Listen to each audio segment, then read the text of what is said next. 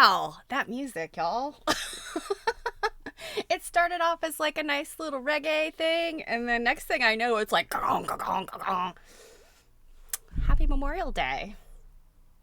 I don't know. Happy Memorial Day. So, um, Memorial Day in the United States, for my overseas friends, um, is one of those. Oh, thank you, Robin. And by the way, hello. um, Memorial Day is one of those things where, the purpose of Memorial Day, it's a federal holiday, and it is to mourn and honor those who died in the service of their country. So, military folks, veterans, well, yes, they wouldn't be veterans if they died in the service of their country. But then I think it probably extends also to military members who we have lost. Both of my grandfathers were Army and Navy, and so I always think of them on Memorial Day. But aside from the somberness of it, it is also the start of summer in the United States. I guess, historically, I don't know how it became like the official start of summer. I guess it's just the point when schools are about to be out for the summer, if they aren't already. And it's starting to get just warm enough in most places to like swim, so pools open, community pools open on Memorial Day weekend. And it's always like a 3-day weekend. So anyway, for what it's worth, happy Memorial Day. Also, honoring our veterans. Also, yay, summer. It's confusing sometimes in these United States. So, I had started thinking, well, maybe I could do like memorial quilts today. And I started looking, and I thought of a couple that I knew I wanted to track down. And then I'm like, you know what? It's a long holiday weekend. I mean, I was committed to being here today because I don't have anything else to do, and this is always my priority on Mondays. And it's like, why take the day off when I'm just gonna not be doing much? So I'm here, and based on my viewer count that's showing up on my ticker right now, there's a few of you here. So this is why I'm here. But also, I was kind of like, I'd also like to take it easy because it is a 3-day weekend. So what we are going to do is, like I said in my title, an unboxing of sorts. It's things that I have seen before, you have not, and I haven't seen them in a long time. This weekend, I had this plan. It is a long story. I had this plan to move some furniture around, and I got about halfway through and I realized that the furniture I was going to put in this other place was not going to fit. So I was like, well, I have all these things out. I should start like consolidating. And I found, a bunch of boxes that were, I don't know when I tossed them in the corner, and then, they got things inside them that shouldn't have been in there. So it was like folding some quilts, putting some things away, consolidating some fabric, all that kind of stuff. So I did clear out a whole bunch of stuff kind of in my corner over here, my crap corner, because I don't have closets in my house. I just have crap corners. But anyway, I found a few boxes of things that I had forgotten about, and I found one box I have been looking for. So yay. Having belonged to many subscription services over the years, this one is Nature Box. Gosh, this was like way pre-pandemic. This may have been 10 years ago I was getting this. I don't see a date on this shipping sticker, but Nature Box was like a snack company. I don't know, did anybody remember Nature Box? The snacks were very good, I have to say, but after a while they get kind of pricey, and it's like, I don't need snacks. However, these boxes are fantastic for storage. They stack nicely. And look, miscellaneous blocks. So a decade ago, I had good snacks and good storage. So I have literally all of these, and they're not just blocks. They are, in some cases, I think, partially finished things. So I thought, let's look at them. Let's see what we got. I also have, oh, this is interesting. There's also other things in here. So anyway, we're going to look at this. Also, Oh yeah, Robin. Okay, you did this for a while, and yeah, they make good storage boxes. Also, I don't know. I've probably mentioned this before. We have done like the food delivery services where it's like basically a dinner kit kind of thing. I've done this for a really long time. In fact, the one that we've probably been ordering since like early in the pandemic, and I almost rarely skip a week because just getting like a couple of meals from them for our household makes all the difference. Cheaper than grocery store most of the time. And even when it's not, like the meat that they have is like this pretty decent. I don't think it's organic, but really decent local sourced like ground meats and chicken and stuff like that. It's a little bit more expensive than the grocery store, I think, but it's better. And I'm not trying to do a commercial here for for them, but my point being, I get a lot of these, and until recently, they would ship ingredients in a giant cardboard box, and then you have your meats and things at the bottom on ice packs, and then all of your like produce and packets of spices and all that stuff would be in one of these boxes, like in there. These boxes are so great, and every now and then I'll throw them in recycling because they get kind of mangled. But oh my gosh, I save these. I have stacks and stacks of them. They're perfect for putting a project in, and sometimes they'll be different shapes and sizes, or not shapes, they're square, but different sizes. So anyway, I save these. They're so great. So I don't remember where I was going with that, but anyway, so I have all of these bins. And so the other thing that we're going to be looking at is I did like this sort of unboxing a while back, and I had said, this is one of those last boxes of like just, auction / flea market / thrift store / I don't know where this stuff came from. I threw it in a box, eBay. So a while back, and even still occasionally, I buy like sewing boxes. Sometimes they're pricey. A lot of times they're not. And you can get fun things in them. I found some of my things from my collection in there. I get sewing tools that I use. Pins, safety pins. Oh my gosh. A sewing kit or sewing box that has nothing else other than safety pins in it is worth it to me. Because if you've tried to buy a modern safety pin, like, before Joanne went out of business, the Dritz safety pins, dollar store safety pins, they're all garbage. Like, the points are not pointy. They bend really easy. So this is why I often was buying these sewing boxes for the various wonderful contents. However, sometimes you get a sewing box that's really gross, and it's just a snarl of threads and crumbs of some sort. I don't know. So I would pull the fun stuff out, the good stuff, and I kind of was dumping the rest in a box. Long story short, I thought I had gone through the last box of that ilk. I have 2 more I found. They were way back, stuffed under a storage box of fabric. I was like, oh my God, I got to get rid of this stuff. So that's what we're doing today. We're cleaning and sorting and organizing and maybe finding treasures. I don't know. It could be a complete bust. But y'all like an unboxing, even if it's total garbage. So that's what we're doing today. So anyway, let's look at some blocks. Oh, these are interesting. All right, let me see. I'm going to turn on my other camera. So maybe if I do it this way.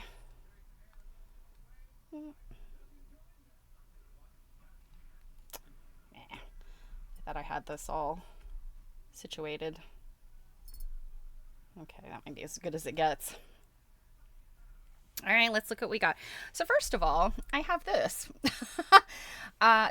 This is, I think it's often known as Canadian smocking. I don't know why specifically Canadian.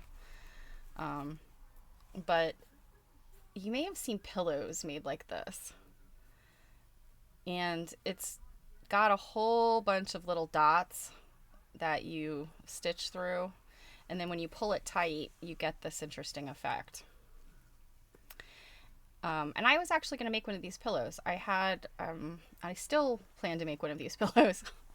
I have a piece that is going to involve this, and I think, believe it or not, I think this was a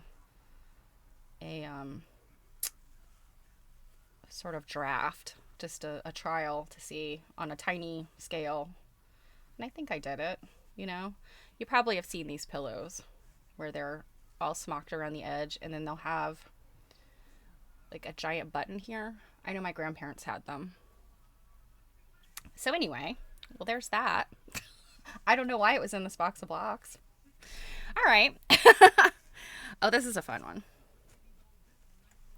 This, I'm not sure if this is Elizabeth Hartman or not. I know that there was a number of people a while back that were doing fun cat things, but I know that I did this one when I got cat eyeglasses, I'm sure. So those are cute. Little sequins. I don't know why I made this. I don't know if I had intended to make it into something bigger or not. This is when selvages were a big deal. This looks like I just zigzagged them down. This wasn't a stitch and flip. Oh, thanks, Robin. Yeah, I think it is cute. Like I said, I don't know if it's Elizabeth Hartman or not. It might be kind of one of those knockoffs. So yeah, this one, I kind of like how this turned out. I don't remember doing this.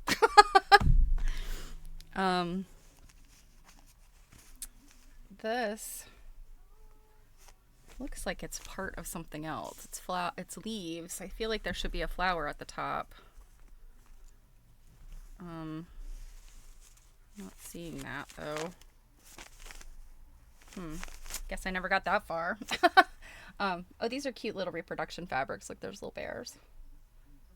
Oh gosh, I love these fabrics. So cute. And then this looks like lanterns. I don't think these are part of the same thing. But look, I clearly loved this silver polka dotted fabric. These are silver dots. I don't know if you can tell. It's metallic paint or metallic dye, ink, metallic ink, I guess. Anyway, little girl, she blowing bubbles. Okay. Oh, I do remember this one. So this was Cotton and Steel. Back when those girls were still with Cotton and Steel. They're now Ruby Star Society, and I say girls, they're women. Some of them are like my age. But they did this. They released this line of patterns. I guess it was. I don't know if it was in conjunction with this. I guess it was with this line of fabric. And these are all lawns. So cotton lawns. So they're very lightweight. And then they released these like lawn chairs. Foundation piece lawn chairs. And I still have the foundation pieces on the back. The paper's on the back. So these were, I guess I probably have printed this on, oh my goodness. What is there's a designer, tip of my tongue. I can see the packaging. It's this newsprint paper though, that you put it right through your printer for the foundation pieces. Looked like there was multiple pieces. And then you piece right on them. You don't have to trace anything. And then you tear these pieces out. So apparently I never did that. This, oh my goodness. I remember this was part of a quilt I made. This obviously was a mess. Here you can see I was trying to use bias pieces around the edges of this, and looks like they wouldn't stay flat. This isn't even connected here. So they were never used in the quilt. The quilt did have circles in it, but it looks like this one, maybe this one not so much, but these were just extras I made. So there's a bunch of them. It's kind of interesting. So this was done with one of those rulers that I would say it's for making either Dresden plates or most likely a Christmas tree skirt is what these are for. I actually took a class in using that ruler to make one of those optical illusion quilts. So where you'd actually piece these. This is just a printed fabric with big squares printed on it, but it's got a very 80s feel, I think. But if you piece these, then you can, or I mean, you could use the fabric too, I guess, but you'd line them up when you cut these blades, and so you'd have to line them up in like the checkerboard, and then they should get smaller this way. So the proper way to make the quilt starts off with these bigger squares, goes down into a narrower, smaller squares, and then when you piece these, they have to line up checkerboard style, and then you end up with this optical illusion. It's really hard. And I don't know whatever happened to the piece that I had started making. It's probably somewhere upstairs in the one closet I do have, which is full of half-finished projects. But yeah, so if you're familiar with Infinite Variety, which was the Joanna Rose exhibit, I talk about it a lot. It was the red and white Joanna Rose exhibit. I think it was in 2011, and the quilt that I'm talking about is like, is it on the cover? I think it's on the cover of the book. You guys know what I'm talking about if you've seen it. It's it's an optical illusion. It looks like a, this sort of spinning tunnel that you're going down. It's amazing to me that, I mean, like I said, I took the class in how to do it with modern tools. So rotary cutters, that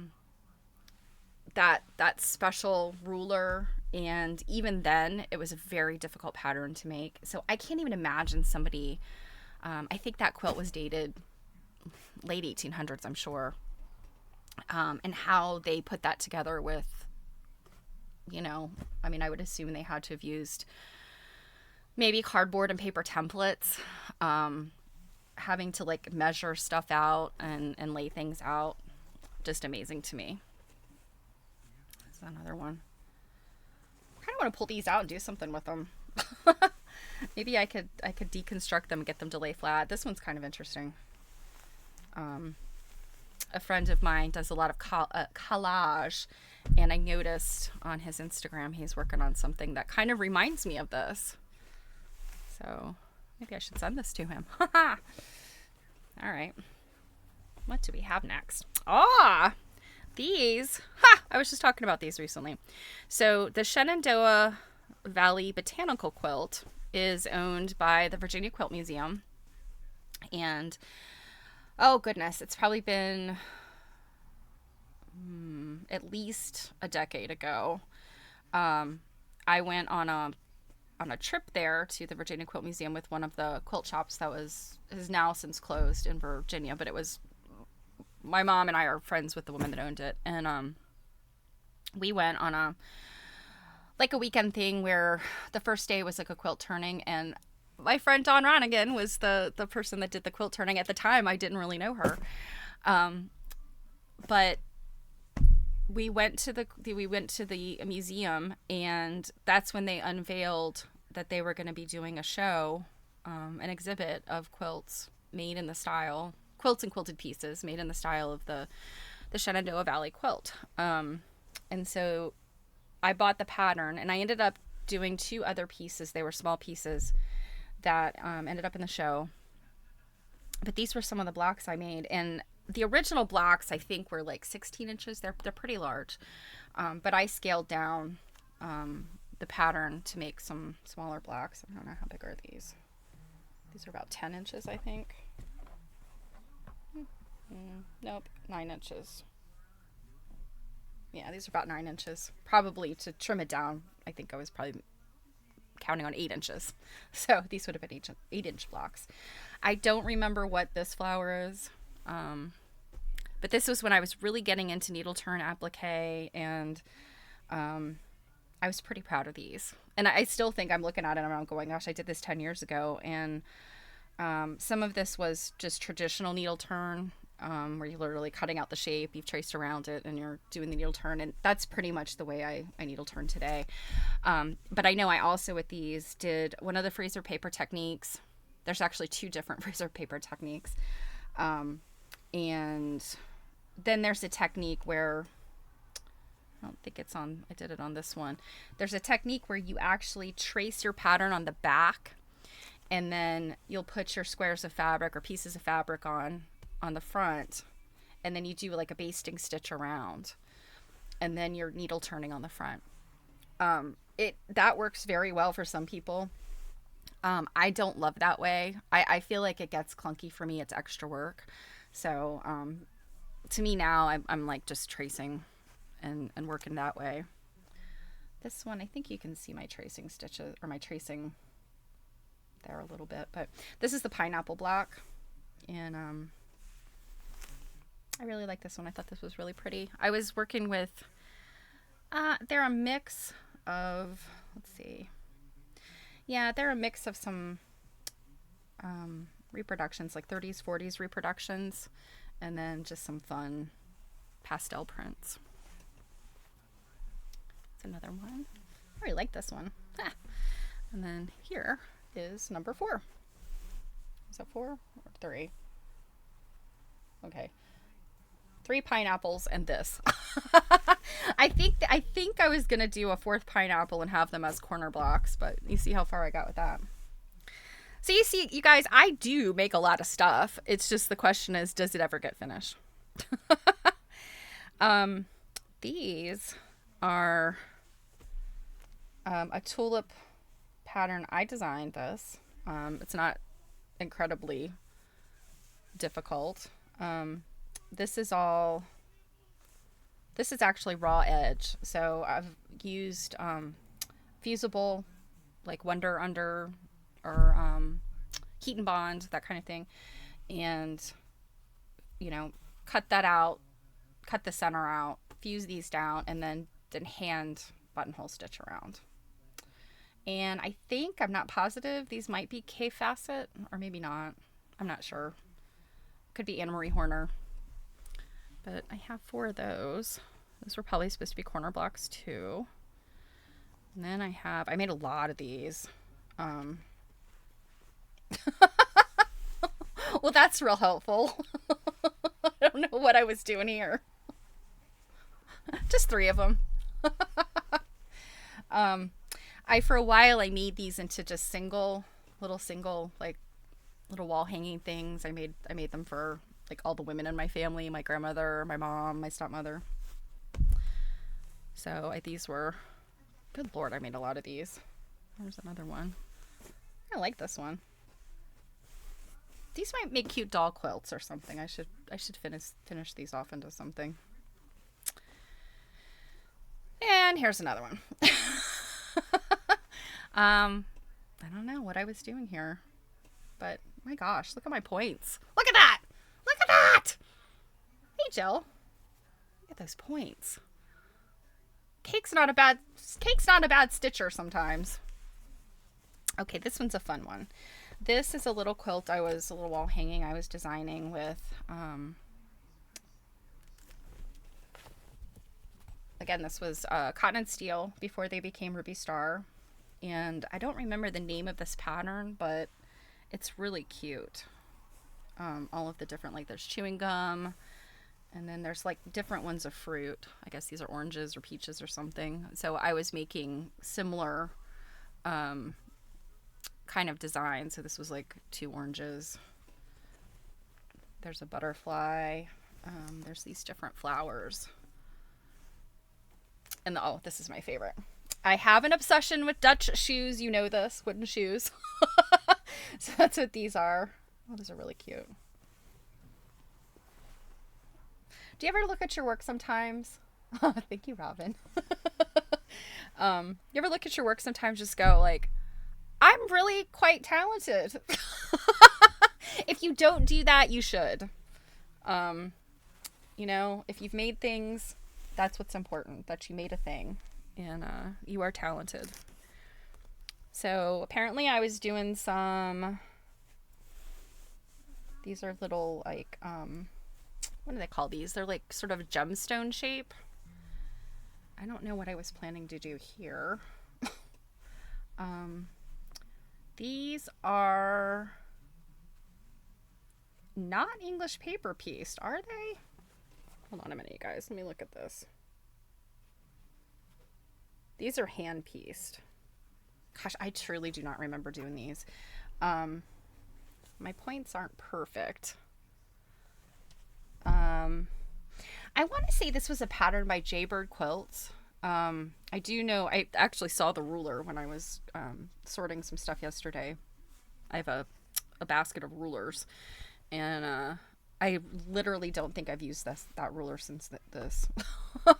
But yeah, based on, I mean, this looks like, I don't think that there's any English paper piecing threads here. So apparently I pieced these and they're starched. So, well, what do you know? Oh, thank you, Jill. Everybody makes great things.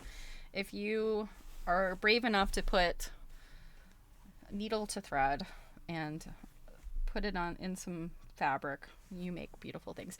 I do remember making these. This was for a swap, and I think that this pattern, I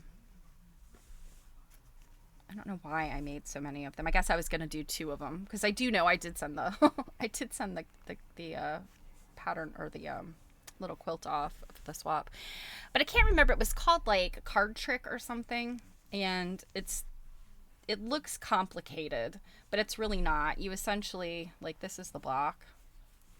You can see it's a half square triangle, but one of the halves has been halved again. And then you piece it then with a dark color and then either lights or brights. And then when it goes together, I mean, you can see, this might have been the case that, like, this is a real problem here. Like, that's not going to go together. That might be why I made so many of them. But anyway, then when you join them, they start to make this like very complicated looking pattern when it's not really a complicated pattern. Wow, that was real. I was really off there. But kudos to me for having made those. Okay. Oh, here's some more smocking. This, I don't remember what this one is called, but this is like a pretty complicated looking smocking. Guess you could barely see, if you can see that, the little dots that you do on the back side. I feel like it's a big chunk of dots here. And then it's the path you take through the dots, and then when you pull the thread tight, you get these. Smocking is so interesting. You know, I think most people are probably really familiar with, you know, just your standard smocking that's like just pleats, and then you stitch across the pleats. But these other forms of smocking are kind of interesting. Actually, Cheryl Sloboda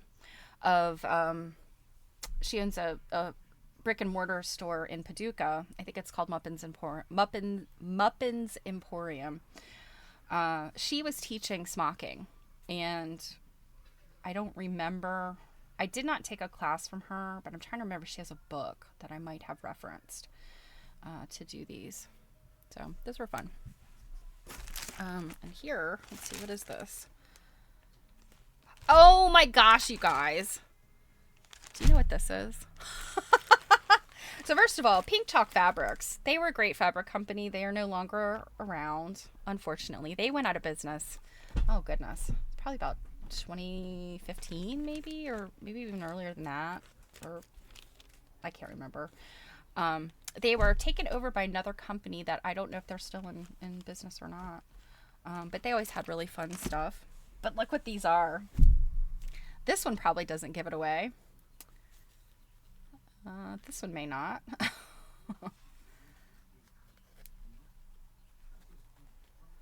Some of these are foundation pieced. Some of these are applique. Oh, I did not remember that I did this many.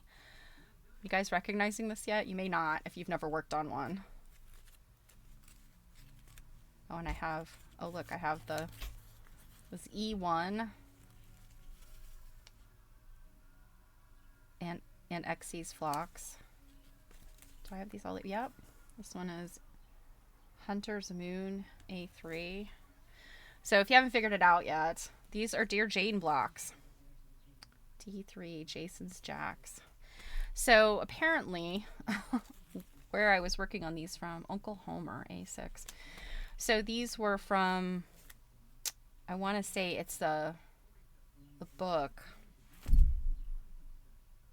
and I'm drawing a complete blank. I have no idea who did the book. I know it's over on my bookshelf over here. This might be one of my favorites. I really like this one for some reason. It's these two big round things, and then these two, what is this one called? Tour de France. So I think the woman that did that, designed that book did all of these and named them. So, and the numbers refer to where they show up in the quilt. So these are very small blocks, as you can see. So you can imagine it takes hundreds of them to make this quilt. This was paper, was freezer paper technique. I can feel it still in there. I still haven't clipped out. So what you do is the freezer paper goes down shiny side up on the back of your fabric. So you've got the back of your fabric and you put the freezer paper shiny side up, and you might put a little dot of glue, just a little tiny dot of glue, because you don't want your iron and your glue to mix. So it's just like a little tiny dot of glue in the center just to hold it. And then you cut around it, and then with the very tip, just the tip of a hot iron, just the tip, oh boy, you start to iron over your seam allowance, and that shiny side up of the freezer paper is just sticking that down. And then you take that whole piece, and then you'd have this easy stitch around the edge. I like that method of sort of faux needle turn, because it's kind of doing it for you. But you can't do it on really complex shapes. Like it doesn't work well on something that's got like convex shapes. Concave shapes. These are convex. So it works really well in these kind of blocks. An unused glue gun for that. Oh, the tip of the glue gun. Kate, that is interesting. I had never thought of doing that. That's almost like those little,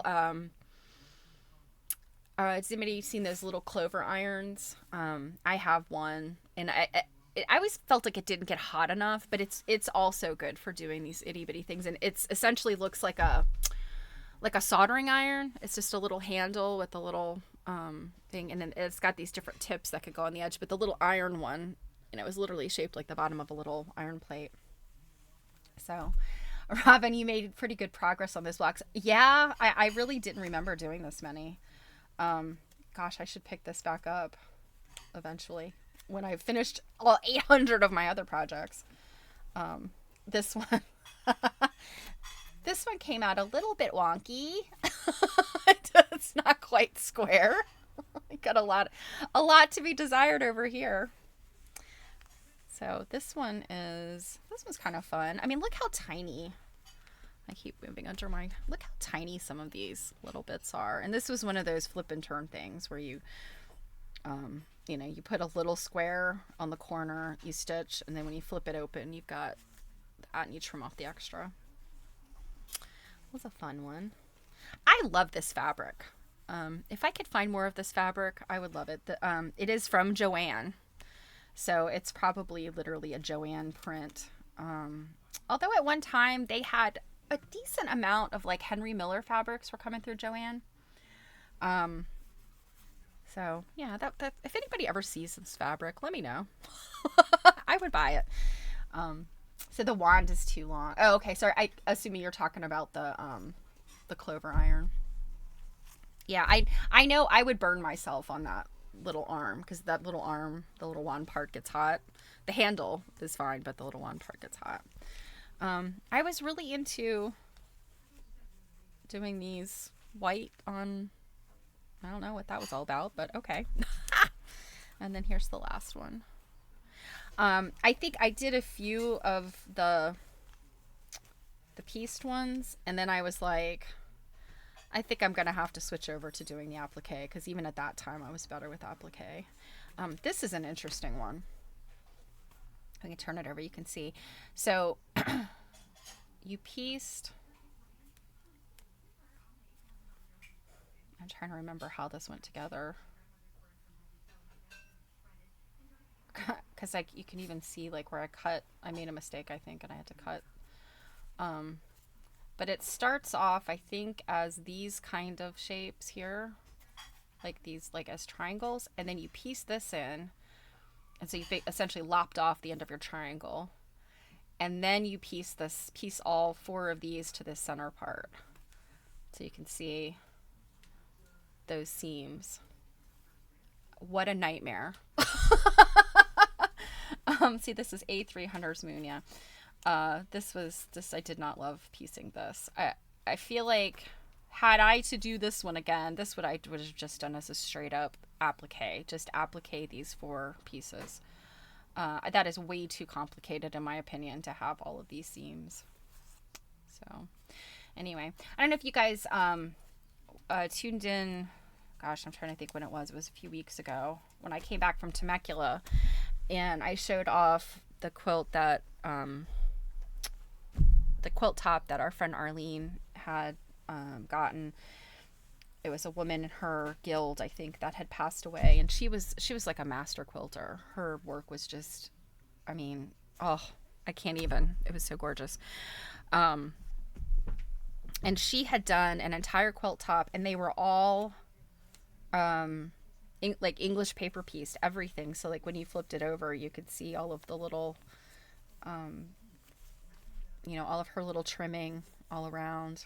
And yeah, so like I guess she would have taken this and broken it down into these constituent areas into English paper pieces, and then I guess I'd have to examine each individual one, but it was definitely an amazing quilt. And it's a shame it never got quilted, finished.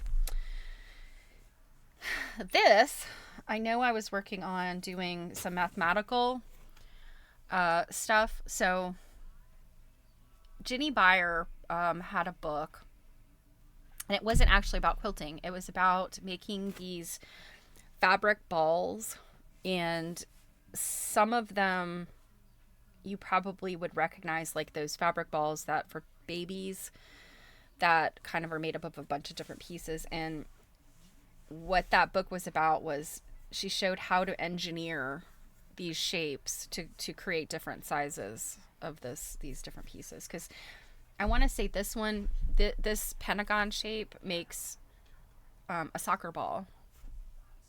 So like you alternate these with, I think it's one other shape, and you end up with a soccer ball.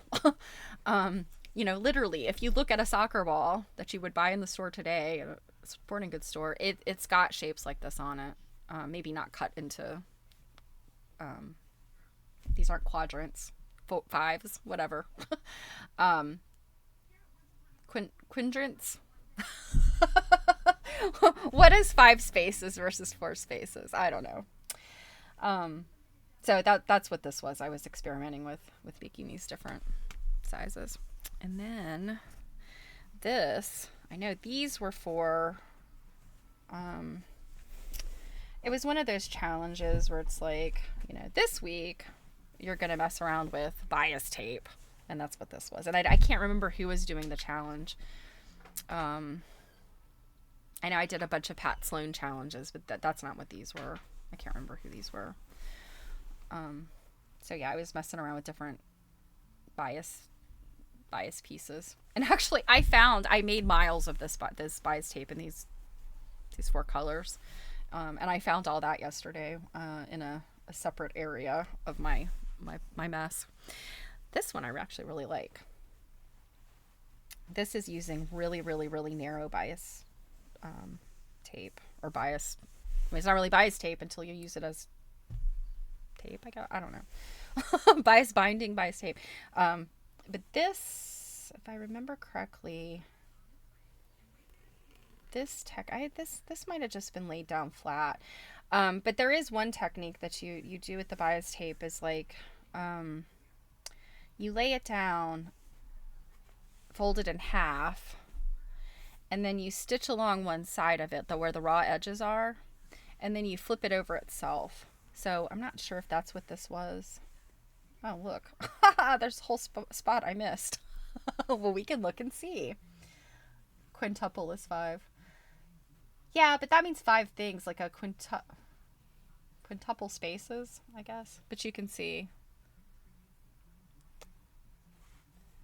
No, this doesn't want to. Look at that tiny, that's like a 1/16 of an inch. Man, I was crazy. But yeah, this is very starched. So,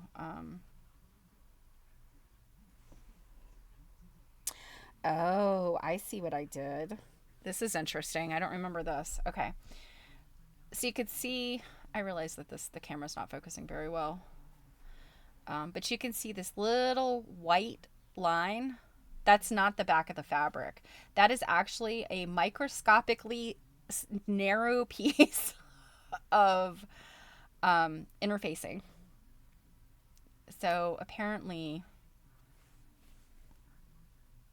I guess, I don't know, yeah, I mean, that's literally like ironed down. I don't know what I was doing here. That also seems like the kind of thing that, why did I do that? It looks like you know what, I don't think it's, actually, I think this might be heat and bond. I think that's what that is. I don't think it's interfacing. It's heat and bond. So I slipped some heat and bond under there to hold this down, and apparently I never actually stitched it down on the second side. Well, that's interesting. All right, Stephanie of yesterday or yesteryear, I don't like the way you did this. It looks pretty cool. I'm not gonna lie. I'm pretty proud of this. I think this looks pretty nifty. But I think this technique I used, I would not use that again. I would have tried something different. But maybe that's why this turned out like I kind of like it. You can see here where I ironed it down, there's a little bit of, there's like a little bit of like it didn't want to lay flat, but that's not the end of the world.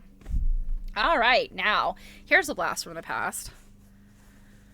This, she could probably, whatever date this happened in Massachusetts. When did same-sex marriage become legal? That's what this was about.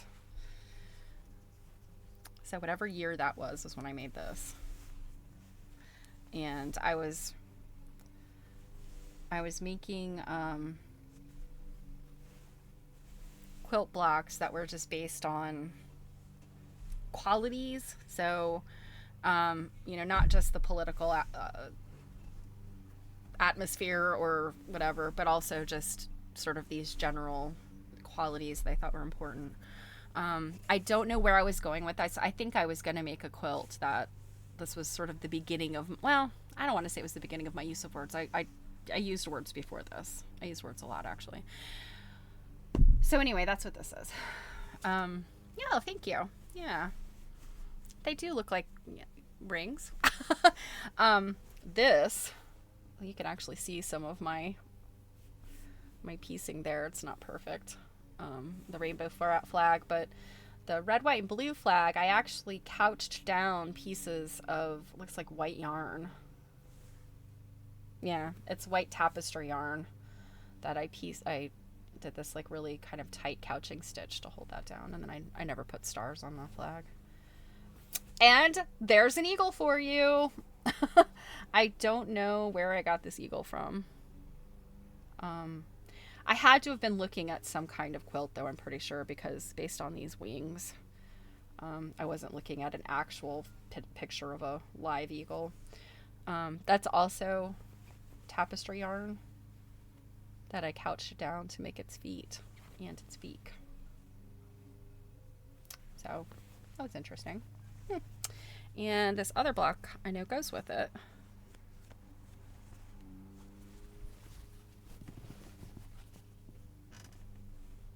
And so this one's called was kindness. So you see, it's a hand and a heart, and then the word kindness. See, I didn't get much beyond equality and kindness. But think of, my gosh, you guys, this was probably, okay.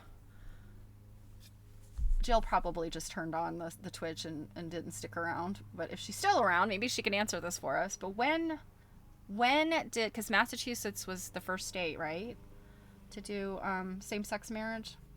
Whatever date that was it 2012? I don't know, that seems too recently.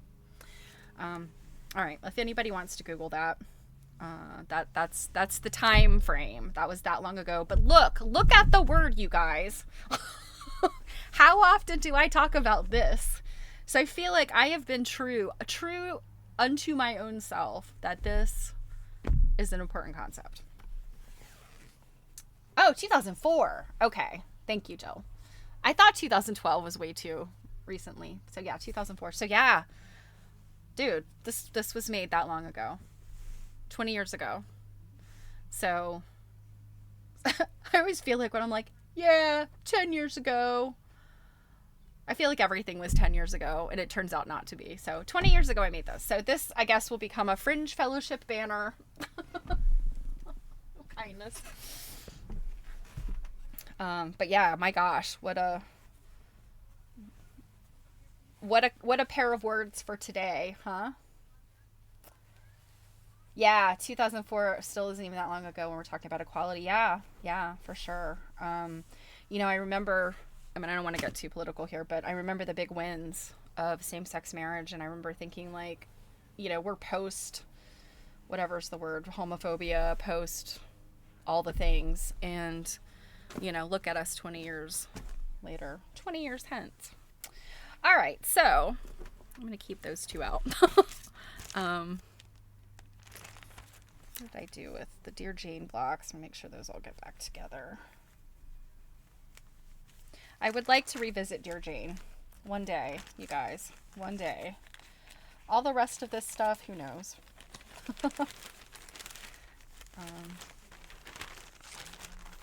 But why I put them all of these particular items, and I can tell you these two blocks, kindness and equality, I've lost those blocks multiple times over the years. They shift around to different boxes. And I think it's because I want to keep them sort of in the forefront of my mind, but then I never get around to making whatever it is I'm going to make out of them. So here's a push. Make something, Cake. Make something. So these, oh look, it's like a little skirt. Might be a little bit too long for Babraham, but it could be his Met Gala skirt, right? What was it? Billy, oh shoot, I can't remember his last name. He was in, that show about the ballroom scene in New York in the 90s. I think it was the show called Pose. I can't remember his last name, but anyway, he wore that like crazy gown sort of thing with thank you, Kate. Billy Porter. You know, he had that like gown, so maybe Babraham can also have a Billy Porter style Met Gala gown. Okay, well, so that was those things, and now they will go back. They will go back into storage probably. No, actually, I have another box of half-done blocks that they can join. So yeah, and in 10 years, I'll pull them back out. It'll be another content day, right? Okay. Let's get into some sorting of absolute crap. So I'm going to start with this box down here. I think this is a super crap box.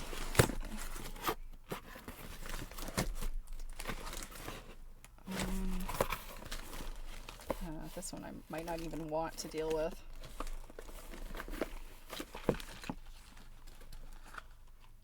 Oh, okay. It's got some interesting things in it. All right. We'll dump this one out.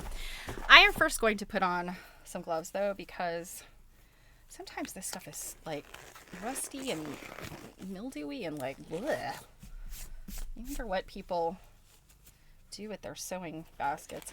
I think it's often a matter of, you know, somebody stops sewing, you know, becomes too elderly to sew, and or they die, and their sewing kit gets shoved in a basement, and then that's why all the bad things happen to the sewing kits. All right. Let's just dump it out. Okay. This is not fun like Jill's unboxings. God, look at this crap.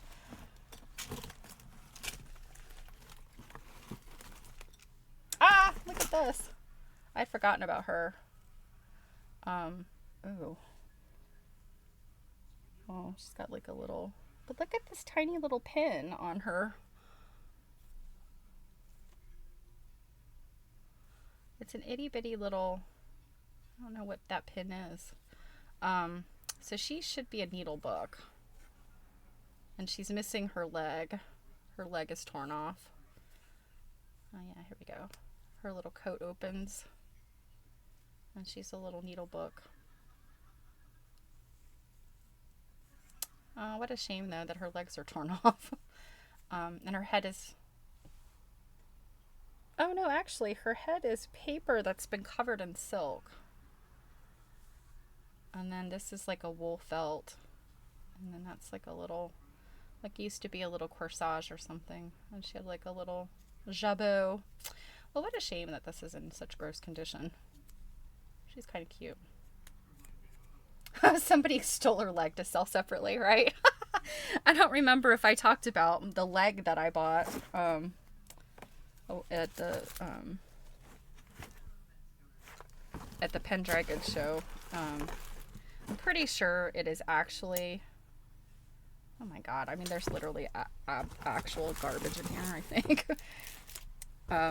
So the Pendragon show, I never showed it, but it was I thought it was a pincushion leg at first, but I'm pretty sure that it was from a doll. It was supposed to be a doll. But anyway, it was very, very plain and ordinary. All right, look at all of this. So we have got tons and tons of seam binding and tape. Some of this is pretty old. Boil tex. So this is a fun one. I always love the... Looks like it's still in decent condition. Sometimes you pull on these seam bindings and they just go poof. Is it a blue star on the pin? Yes, Robin. It's a little, let's see. It's a blue star on a white background with just this red around it. So do you know what that is? It could be for a blue star mom. Huh, okay. Yeah, I don't know. I guess I could probably like just do an image search for that. Yeah. I have to clean her up. What a shame she doesn't have her leg though. Alright, so this one I'm going to keep out because I could definitely use that. Oh my gosh. Rick rack. Rick rack, Rick rack.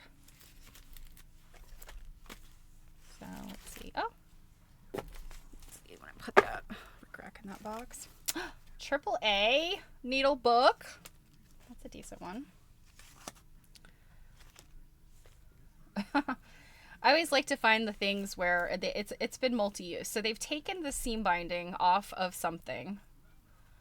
Looks like they undid the hem of something, and instead of just getting rid of that or reusing it, they've put it around this piece of paper that has these button saver safety pins. These are awesome. So I think, let's see. Buttons quickly and easily removed prior to dry cleaning, laundering, and pressing. So yeah, this was meant to be like kind of a permanent thing. So that on a garment that you would want to take the buttons off of. But I think it could also be an emergency situation. Like you lose a button or your button comes off. You could just temporarily attach it. You know, that's something. Ah, military family member lost life. Yeah. So what? So I know I've heard is it the Gold Star families? Is that like a more modern thing? And am I using the right terminology for that?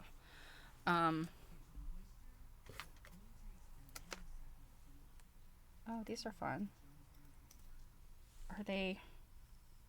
Yeah, it looks like they're corroded. They've got that kind of weird stuff on them. Well, I mean, how interesting that we pull this. This is the very first thing I pull out, and it's Memorial Day. So maybe if that was a family that had lost a loved one. So this looks like it's from the same needle book. My eagle. I love the eagles. What is this one? Alta Life Insurance Company. Oh, this one had a needle threader with it. Oh, and it still does. Maybe? Yes. Looks like it's stuck down now. Yeah, it's got the heat. Heat has gotten to it or something. But this one looks complete otherwise. All the needles are still in there. The Alta Life Insurance Company. Oh, Pittsburgh and Philadelphia. So this one was kind of local to me. And here's another one.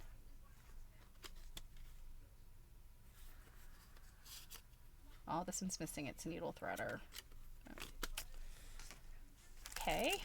Ooh, look at this one. I think we've seen this before. The Lady Betty needle book. I don't know if this was something Jill had or I had. I can't remember. Not in super condition, but she's cute. What does it say? Old New York.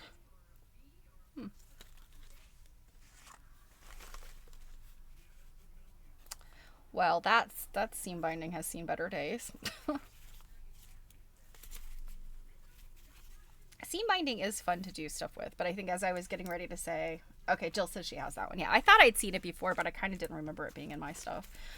Seam binding, you could do really fun stuff with it. I've used it in some of my quilts to just, create like outlines and designs and things, kind of like that one I did with all the loop-de-loops. But my gosh, I have so much of it, and I wish I could think of other uses for it. A neck type opening zipper. Look at that tiny little zipper. That would be kind of a nice little doll-sized clothing zipper. Needles. I have this big bin of needles of various types, and I pull from it all the time because I do know some of the modern needle brands are quite good and others are quite terrible. So the old ones I think are really worth continuing to use. I've literally had needles just like bend and break, modern ones, with the exception of a couple of brands that are like Bowen is a good one.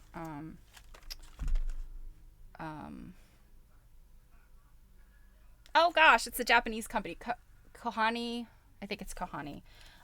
Theirs are really, really good. I have 2 Kohani needles I've been using forever. They're so good. Ooh, what is this? Look at this. Woven decorative tape.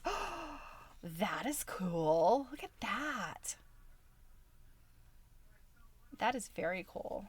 I like that decorative tape. I'm going to save that out for myself to use for something. Okay, I don't know what this was.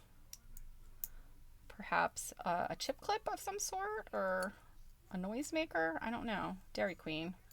That will go in the trash. Here is, so zippers. Coates and Clark would put zippers in these little tiny vials. They'd coil them up. But I find these all the time with like other stuff in there. There's a little tiny zipper head. All of these little grommets. There's some interesting stuff in here.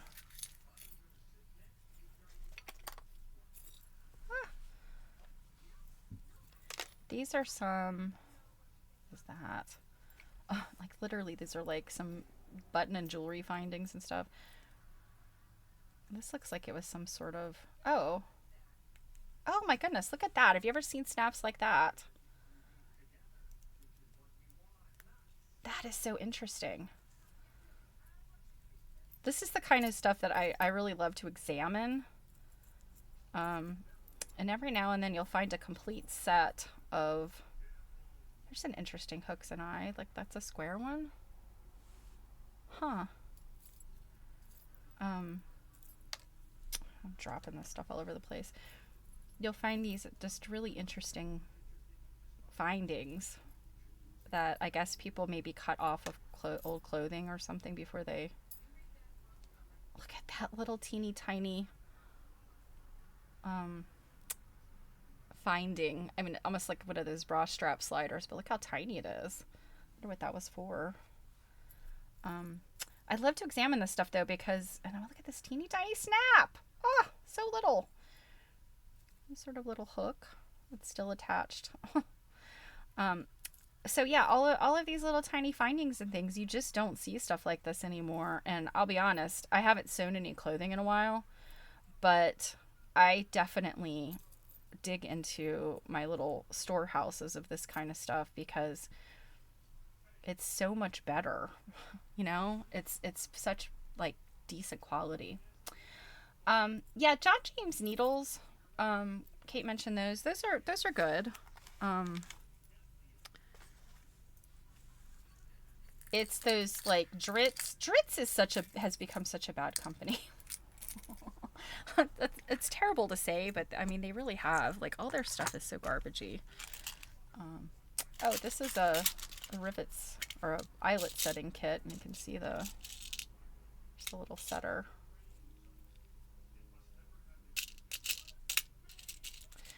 I'm curious to know why people have these. When I have bought rivet setters, it's specifically for usually some kind of accessory or something. But I always find tons and tons and tons of these. And I'm like, were people like putting the eyelets back in their shoes or making a lot of lace up type garments? I don't know. I find this stuff all the time and they usually seem to be completely full. So I'm guessing people bought them for some like tiny project and then there was no purpose for them beyond that. Oh, here's some more little itty bitty little doodads. This. Is it a bead? No, it looks to be a giant ball bearing, maybe? Yeah, a ball bearing. The things that you find in sewing kits. So interesting. So this is more like some of these random pieces. Like that other little... Oh, here's possibly the sparkly thing. No, that's a bead. I was thinking the sparkly bit that came out of that other little finding. Yeah, lots of loose rhinestones from rhinestone buttons and things. What's sort of an oval shape. Okay. Okay, you go in the trash. Snaps. I have so many snap cards. I think that's another sewing finding that people, you know, you buy a package of snaps to replace a snap, or you're sewing something that needs one snap. And then you end up with a whole card of snaps that you don't need them anymore, and you'll never sew anything that needs that size snap again. I think that is the deal with some of these. How many cards of snaps? So these are pretty small snaps. Snaps. Snaps. So much. Seam binding and skirt binding and so much. Ooh. Let's see. So these gross thimbles here. They have been rattling around in this box forever. So what is this one? This says Oranger Home Furniture Company. Headquarters for the thrifty homemakers. And this one is William F. Gross Funeral Home, Penn Hills, Frankstown at Rhodey Road. So this Penn Hills, I'm guessing, is Pennsylvania. It's got to be. So these are from some place local to me. A box. Oh Oh, okay. This has some interesting things in it. Oh, look at these pretty buttons. And snaps. My grandmother did this. When you're down to the last snap, just tear it out of its card, throw the card away or use the card for something else, and then just put this somewhere. I don't know how many of these I've run into. That's a glass button. That's pretty. I don't know why this... I guess that this camera just doesn't like close-ups. These are fun little buttons. They're plastic, I think.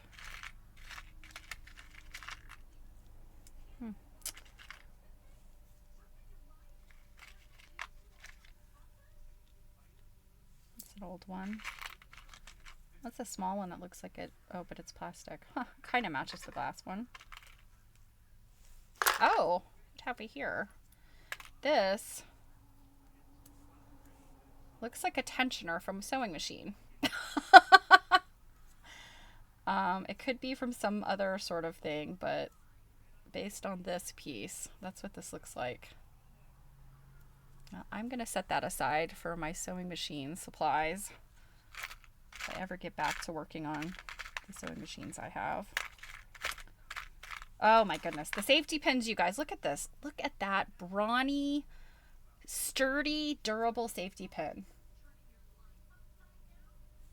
Oh, so Robin says, one of my grandmothers did use them to repair things, so I got lots of various sizes of rivets and such.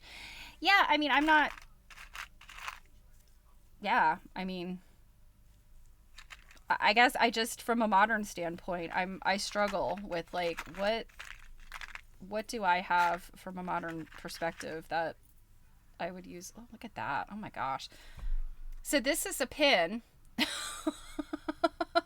It's got a head, but look at that thing. It's like a 10-penny nail. There's a couple of them in there. Yeah, so Robin, what do you intend to use them for? Because I'm like trying to think, like, there are things that lace up. Okay, this is interesting. So these are all those little those little things on the backs of buttons. Oh, I just had one. That little thing. Looked like they were saving those.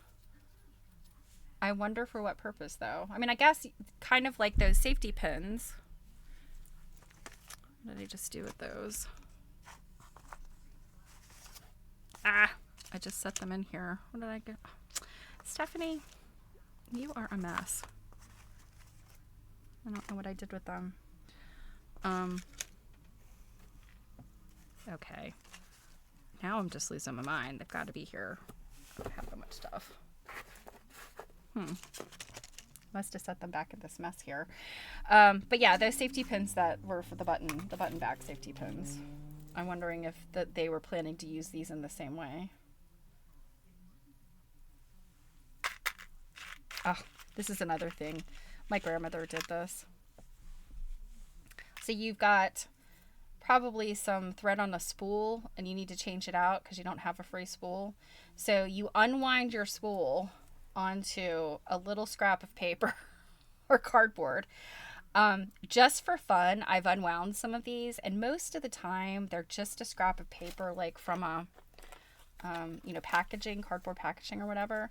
Every now and then I find something interesting. I know I found one was like part of a postcard, and I was like, okay, wow, how much do you have to dislike this person that you wouldn't save their postcard? You'd rip their postcard up and just wrap some thread around it. Okay, so safety pins. Look at these. Okay, these are oxidized and rusty, but nonetheless, safety pins. Such a good thing to have. Well, this would have been fun. This little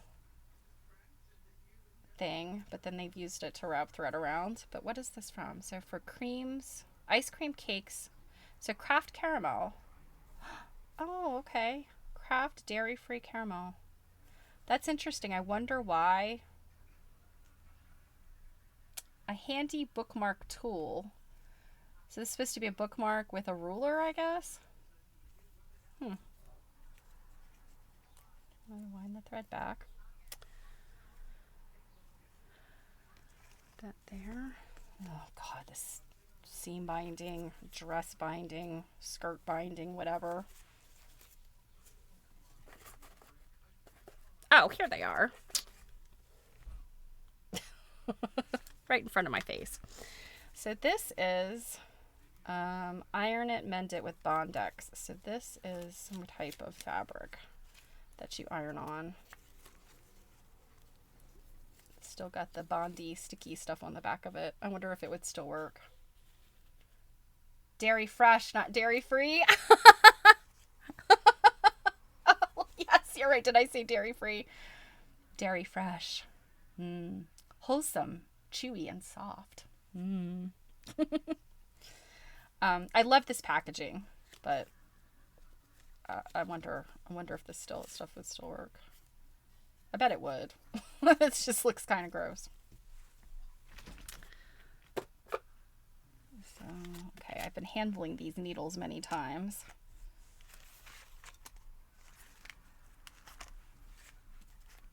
Let's see, these are needles. These are machine needles. These actually look like industrial.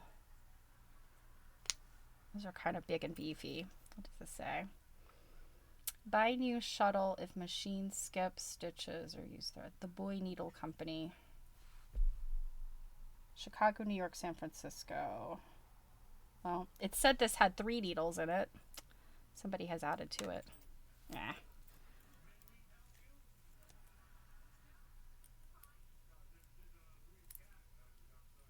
Those back in there.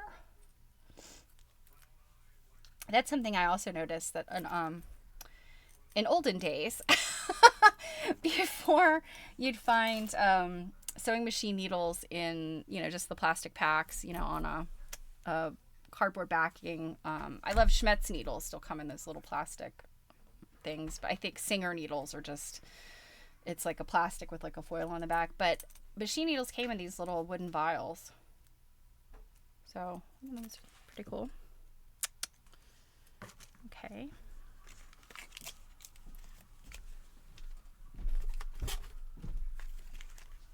Oh, hooks and eyes. If you don't have enough snaps, don't have too many snaps, you'll have too many hooks and eyes.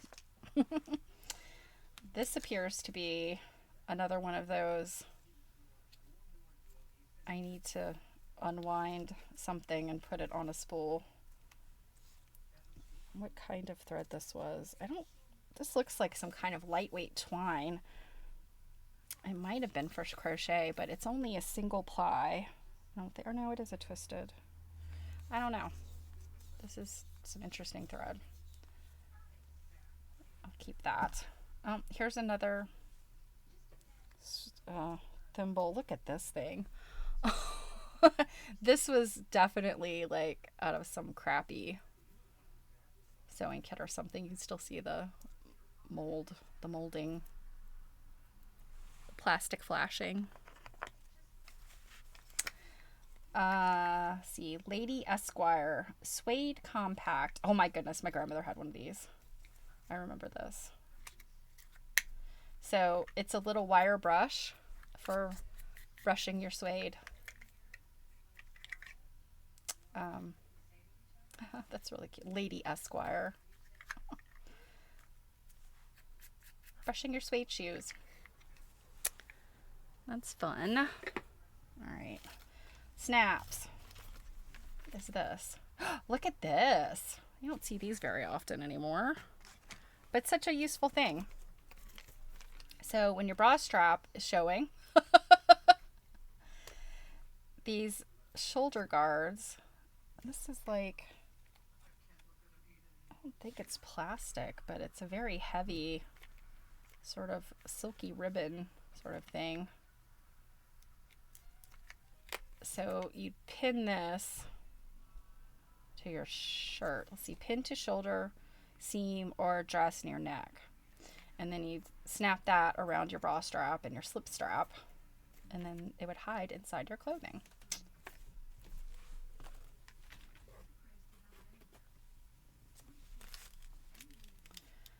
The Biltmore. A sewing kit from the Biltmore. There's more of that Bondex. It looks like this has got some damage of some animal. I guess that's insect damage, right? Yeah. That's why I wear the gloves. You never know what you're gonna find in here.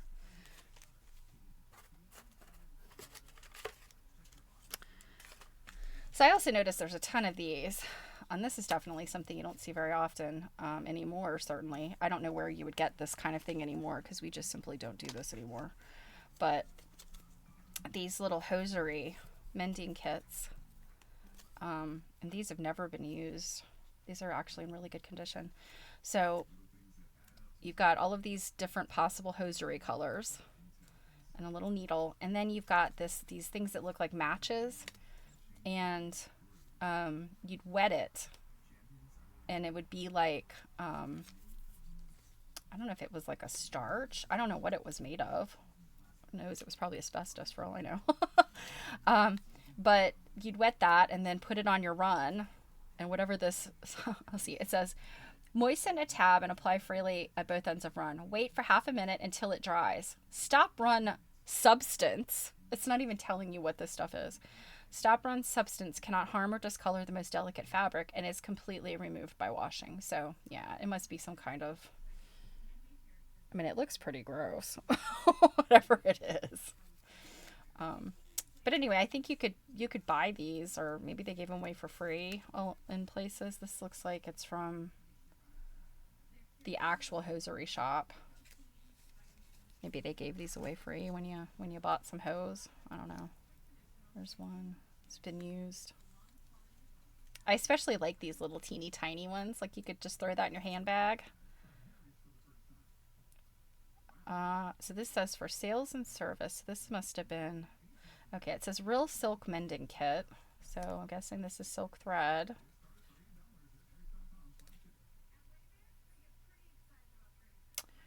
Real Silk Hosiery Mills, Indianapolis, Indiana. And then this says on the back, J. Russell Briggs. And then I don't know what these numbers are, if these are phone numbers. I don't know, when did we go to using the area codes and not the whatever? I don't know.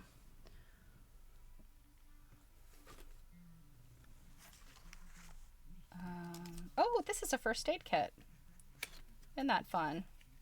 Oh my gosh, it's still got, look, it's still got antibiotic in there.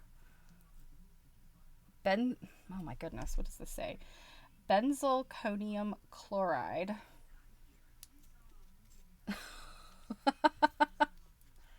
There's 2 little packets of that, antiseptic. And then it looks like a couple Band-Aids. Yeah, a good number of Curad Band-Aids. Well, look at that. Isn't that handy? And it says, let's see, to use antiseptic, hold pillow as shown. Tear off one corner and apply liquid antiseptic to injured area. Total contents, 1 gram, 1/1000th benzalkonium chloride. Well, wonder if that causes cancer. Let's see. Robin says 1947 was the first year of area codes.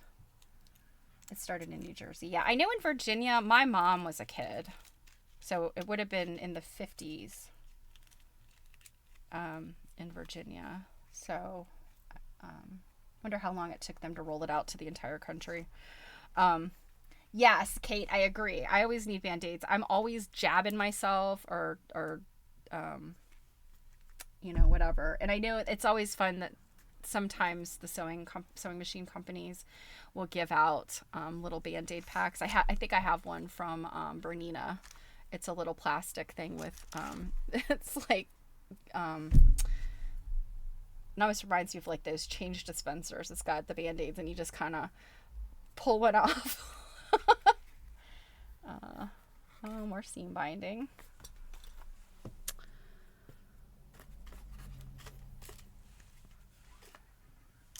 round elastic cord. This is interesting. So for millinery, toys, beads, display work. And it is still good. It's still got its bounce to it, so that's interesting. A lot of times I'll find this and it's completely like just dry rotted. 52% rayon, 48% rubber.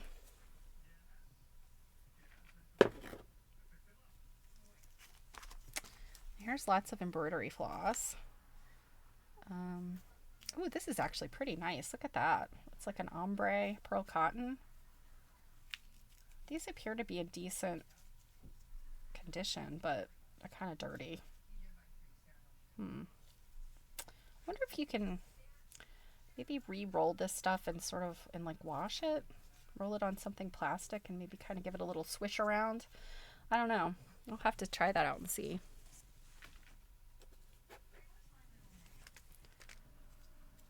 This has seen better days. Let's see what's in here. I'll probably throw this away.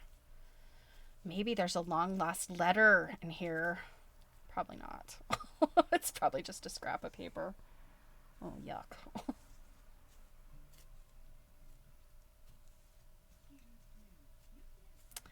Well, they've wound it quite tightly. It looks like a blank piece of paper. Well, I'm not going to keep attempting that. What's Aunt Hannah's bread? Super tempting in flavor. Super keen for nutrition. I like how they've spelled. Have they spelled keen right? Oh, no, I guess that is spelled correctly. Aunt Hannah says a stitch in time saves 9. So this is stocking mending. These are so interesting.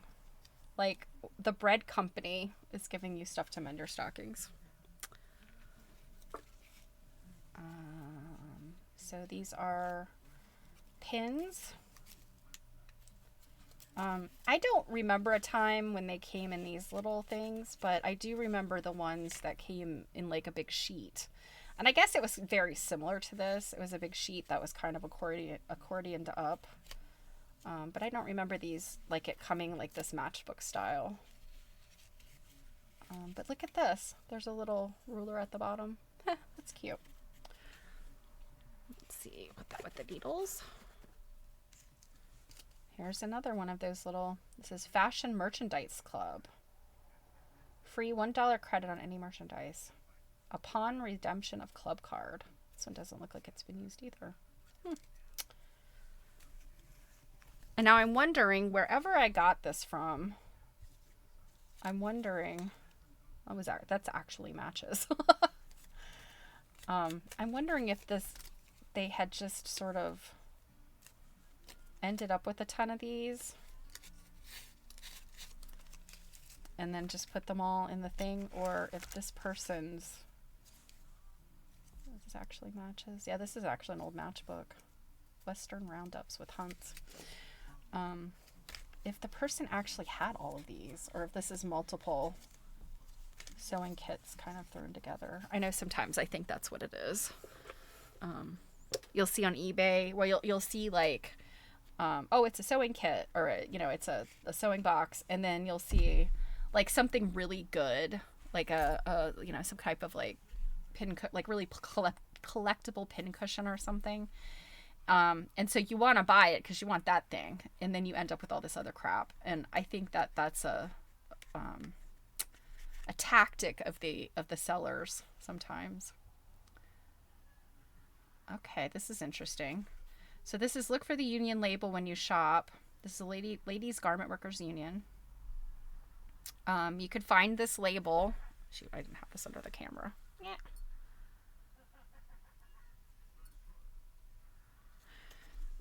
So look for the union label. So this label, you could find in a lot of clothing, mid-century.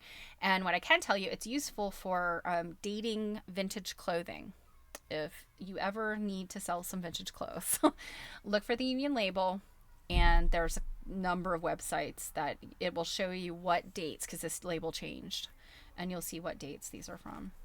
So this is interesting. Ran away to Alabama, unfair to its workers north and south. Please don't buy Judy Bond blouses, on strike. That's interesting. They go to the effort of making a plastic This is a little plastic sleeve. Looks like this could be, I think these are silk threads. They look like silk threads to me. So these could be hosiery mending too. Look how that's interesting. How they've wound it and then they've stretched the threads up to go through these little slits. It's actually kind of pretty looking. Very, very interesting. That's a piece of history right there. Find out what happened with this strike.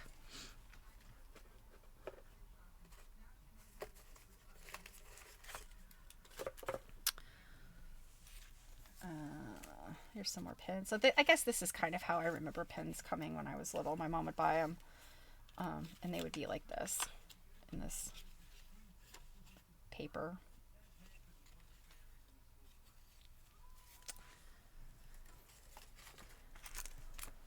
Oh, okay. Cover your own buckle set. This unfortunately is all rusty, but I've come across these all the time. And you know, if you were making your own clothes, and you know, a little belt was quite popular mid-century, and really even into the later years, you could cover these with the fabric that you made your dress out of, and you'd have a little belt buckle.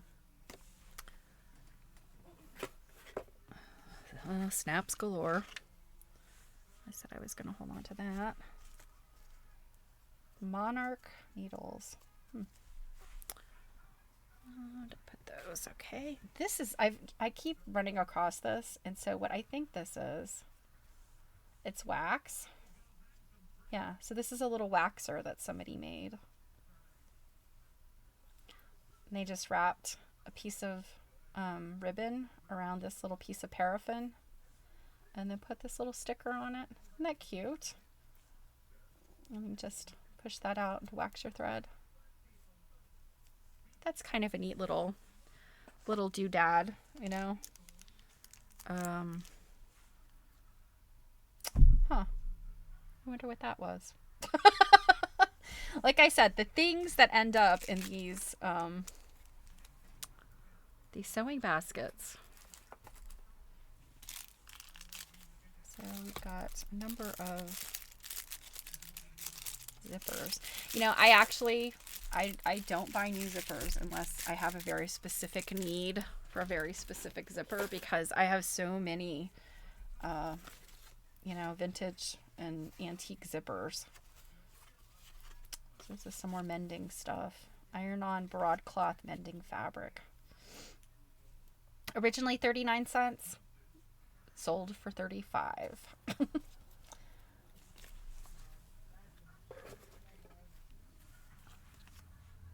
Oh, this is nice twill tape.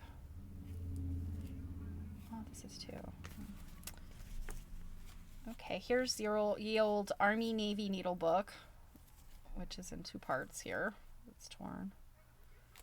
I know I have a couple of those. I think Jill has some too. Here is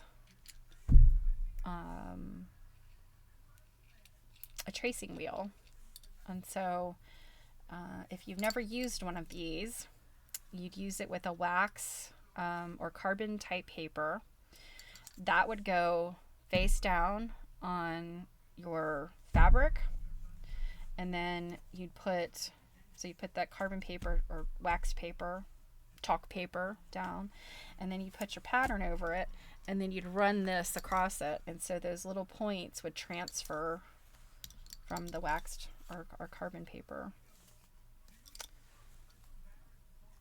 I have a zillion of these.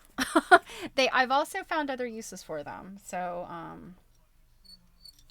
you can actually, if you press hard enough, like on a soft surface, you can actually make a hole through things. That actually just burst into a million pieces. Let's see if I have a scrap paper. There's some scrap paper. So you can make a dotted line. The paper. Best pattern perforation device. Exactly, Robin. Unless it's some crappy old paper. But yeah, look at that. I mean, you get this perfect little dotted line. I'm going to go ahead and sacrifice that. I don't know what it is. Yeah, look at all this yuck that's left behind. Blech. Oh, here's a zipper in its little zipper container. Isn't that cute? I kind of like that method of selling zippers like that. I wonder if they took up less room on the card or like this.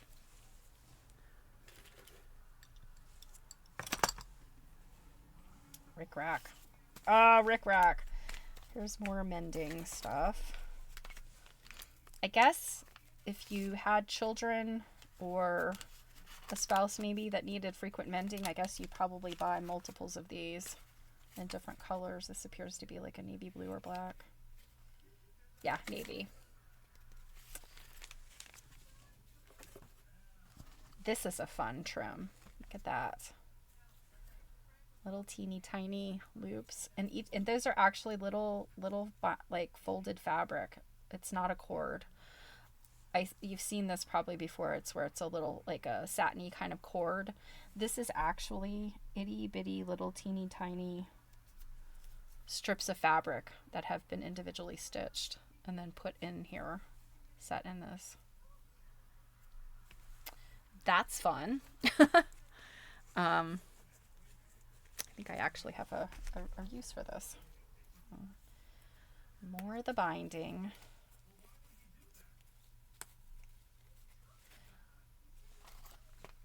Oh, these are cute.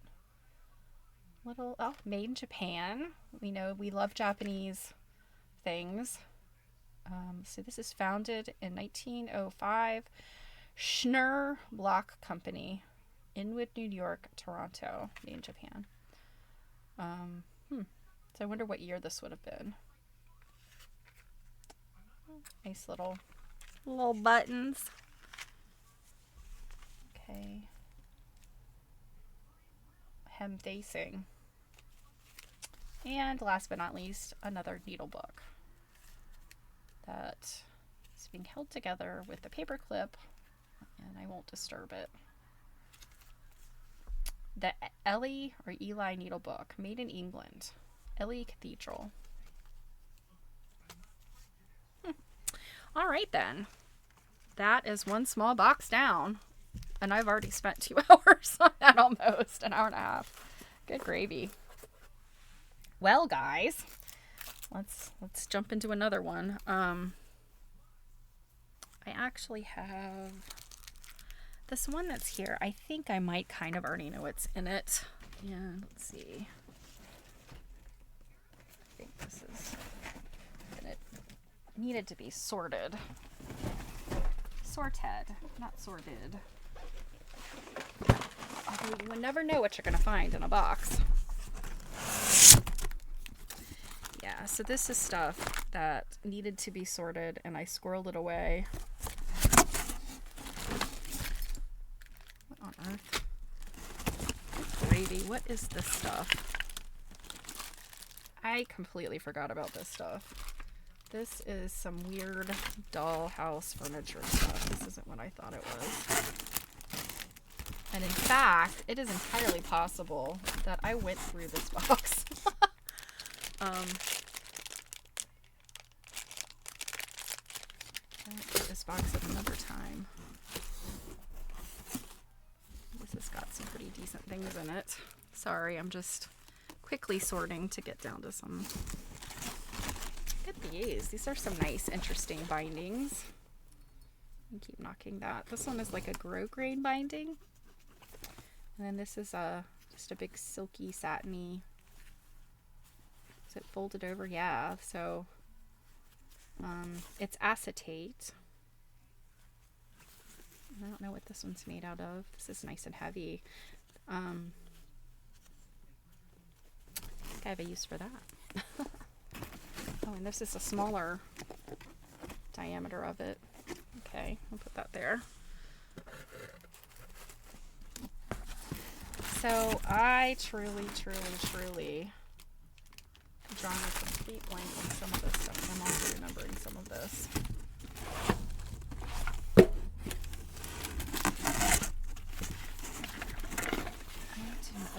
Oh, well, here is a tomato pincushion that is seen better days. You can see the sawdust coming out of it. Ugh. Let's set that aside. Uh-oh, what did I just drop? Oh, some binding stuff. So I don't... This is really terrible. I do not remember what some of this is. I think this was some dollhouse stuff that somebody gave me, I think. And this... Yeah, I don't know. Like, some of this stuff was. And I don't really remember why I boxed it up like this. I don't know what that is. No. Yeah, and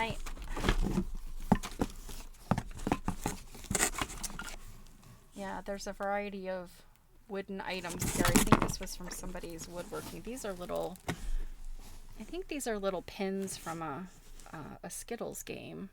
Little kids' child Skittles game. But yeah, I think that these were all pieces from a woodworker's shop that maybe was making some dollhouse things. So, look at these. That's some interesting trim. Looked like it was on something. They took it off. Oh, this is cute. This is like a little fence. Look at that. A little fence. Okay. Well, put this stuff back in here. Just like pieces of wood. What did I just drop? Okay. Yeah, these are just like little, I don't know, woods. So, alright. Those are going to go over here while we look at these items.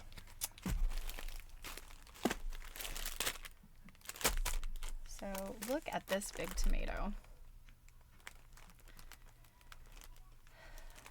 It looks to be in fairly good shape. It is not that old, I don't think. But look at these pins. This doesn't look like it's terribly old either, but it's fancy. But look at all of the safety pins, you guys. Oh, so many safety pins and so many little... It's a fun little doodad of a pin. Good stuff. So this guy, these types of tomatoes I do clean off. I take all the pins out of them because it's in pretty good shape.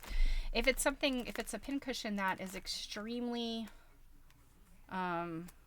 like very old, in very poor condition, I'll leave it as is, because sometimes you'll pull like this one. You'll pull stuff out and it'll be corroded, and then you'll kind of ruin the pincushion. So this one I will probably clean off. So then it can go in my big tomato basket, and then I can utilize all of the safety pins. Let's see. Satin one looks like blanket binding. Yeah, that was definitely blanket binding. So that wood thing looks like a match holder that one of my grandmothers had on her wall. It's missing the front piece. Yes, I think you're right. It is. It did look like that kind of a little wall thing. This, I don't know.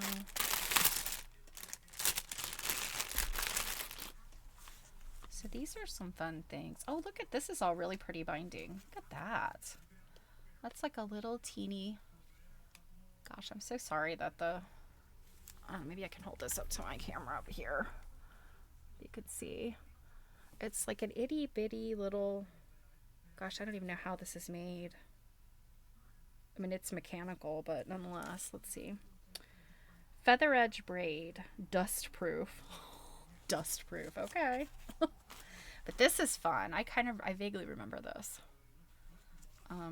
I think I set this all aside and put it in that bag. So this is fun. I mean, look at this bias trimming. Oh my gosh.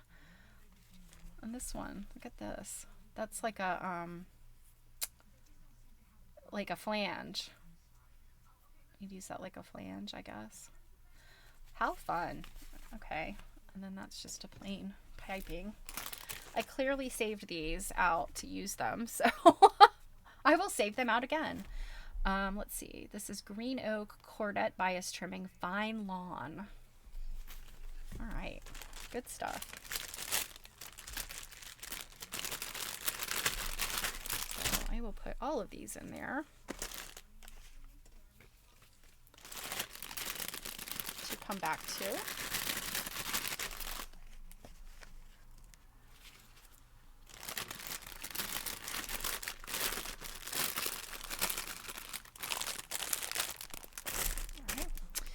These are fabric scraps, obviously, or little things that have already been cut up to become something. Although, what you were gonna piece with that? Look at that. Oh, yuck. The backing's coming off. Ew. Okay. Yeah, I don't know. I don't know where I got these from. I'm guessing they must have been in one of these sewing baskets. All right, I'm not going to go through these because some of these fabrics are not in the best condition. It's pretty cool though. Look at that.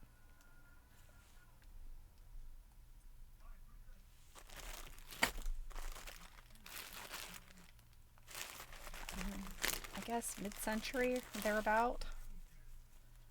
That's what that looks like to me. Guess they were going to be piecing something. Although I don't know about some of these. That's a really interesting fabric, but up against I mean, I don't think that would be particularly pretty myself, but oh, look at that fabric. That's really interesting. So I guess I probably should go through these. That's fun. It's like literally woven right in there. Oh, look at this one. That's fun. That looks kind of like some of those e-cots that you can buy today. That, well, I guess I'll have to go through them another time. And this I noticed.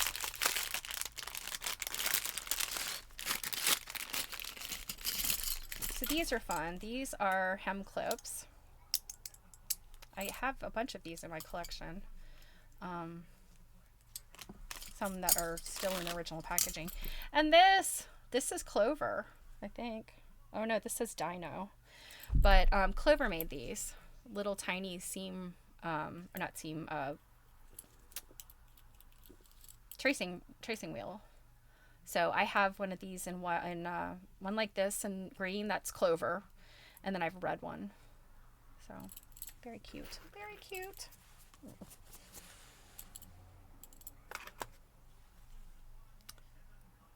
Eagle Chemi sealed very thin white. Adapted for marking blueprints. So this is not actually even for sewing. Adapted for marking blueprints. Well, that's interesting.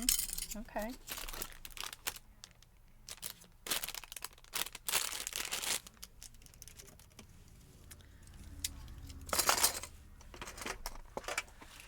This is such a cool box.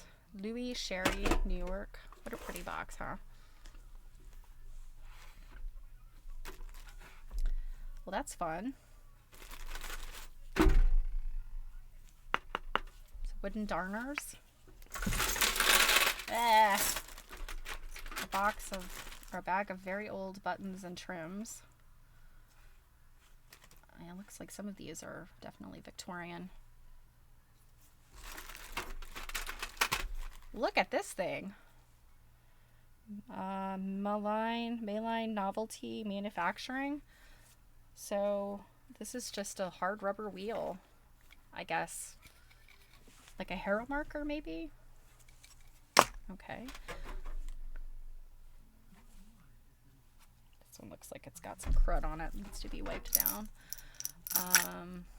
Looks like a bone and mother of pearl buttons. Oh, look at these little guys. Also need to be wiped down, but they look like they're in pretty good condition. Made in China. I don't know that I've seen just three little guys. I see the ones that are...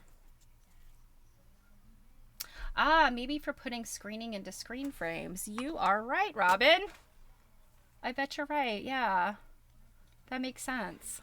That this wheel, you'd put that rubber cording in there around the screen and then you press it in. But again, how does it end up in sewing baskets, right? And here's just a regular old...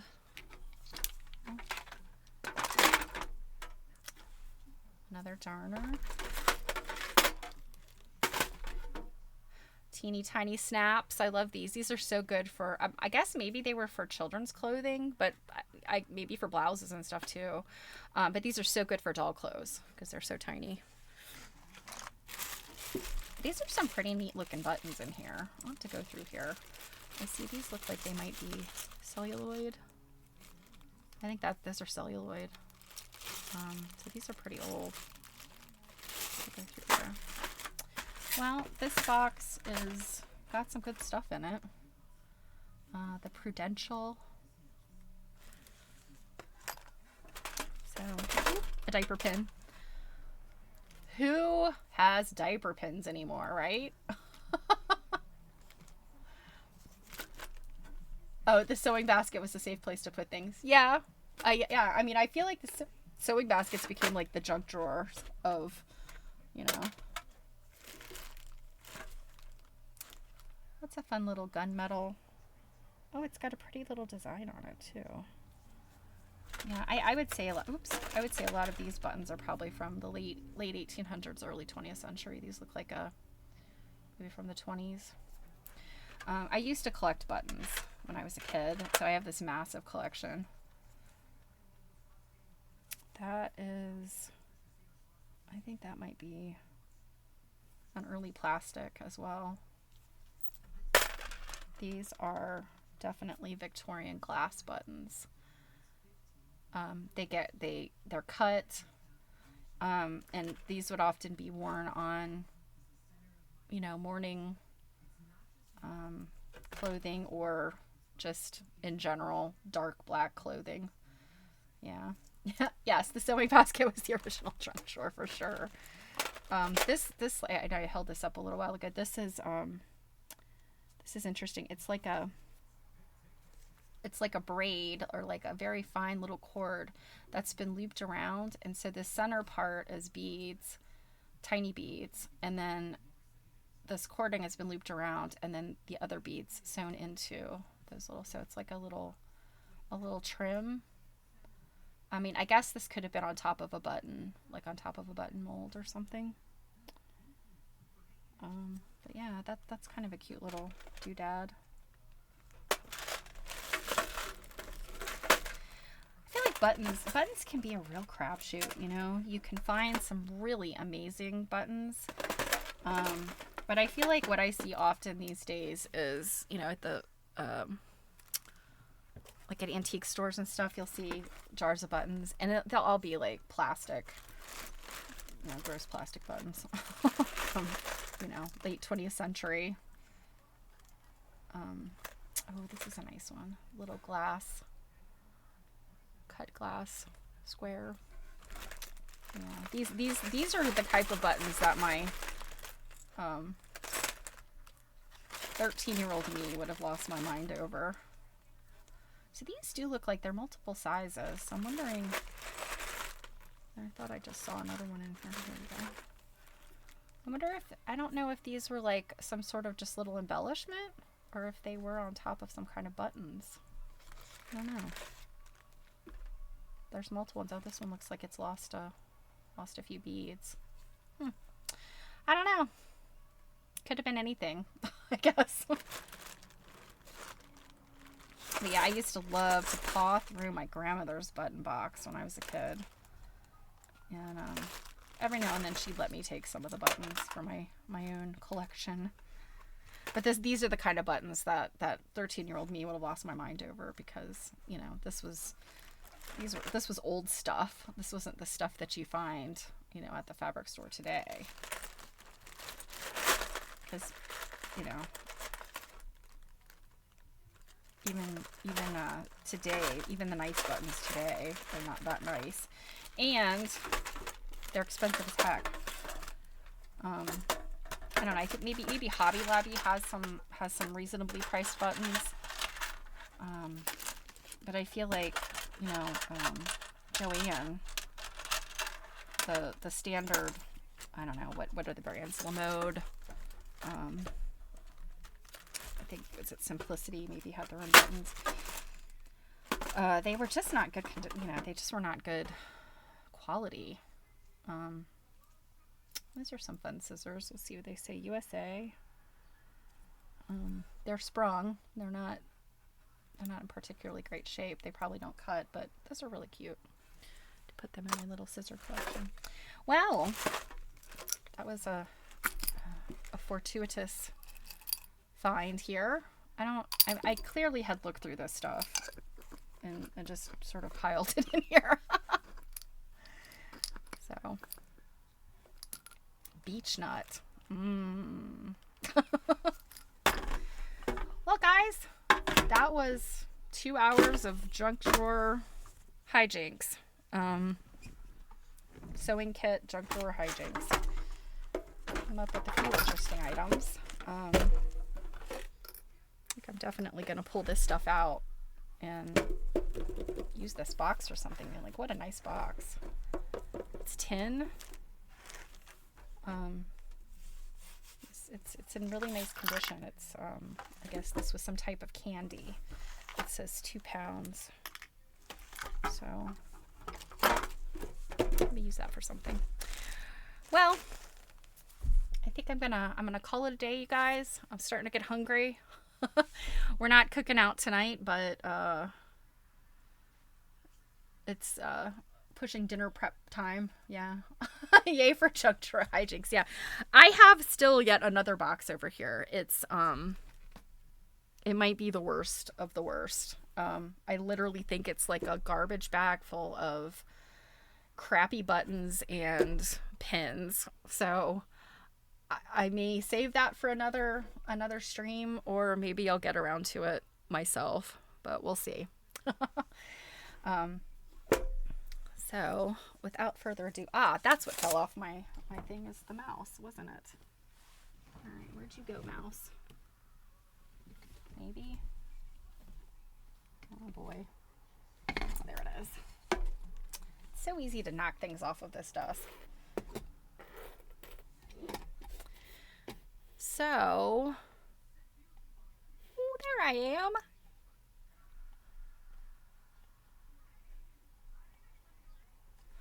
So, I hope you guys have a good rest of the day. If you are in the U.S. doing Memorial Day things, I hope you're getting good weather. Well, I hope everybody's getting good weather. But yeah, the rest of this day, here's hoping that it's lovely. I might go outside for a little bit before dinner, because I think we're having nice weather today, like 70 degrees, and it's not raining. So, well, Jill and I will see you tomorrow. If you are following along with Quilt Nerding, we are reading our last chapter of Portable Patchwork. And then, gosh, then it'll be June. Lord, where is the day gone? I mean, the year gone. Thanks, Robin. Robin, I think you guys sometimes have a low threshold for loads of fun. Being that we didn't find anything that was like a true gem in here. All right, guys, I will see you soon. I hope that the rest of your holiday is good, and yeah. So just need a little something different. Yeah. A little bit of low key, no mental No mental, no mental stuff to deal with. You don't have to think too hard. Obviously, I can't even put my words together. All right, guys. I will see you on the flip side. Take care. I love you bunches, and I will see you soon.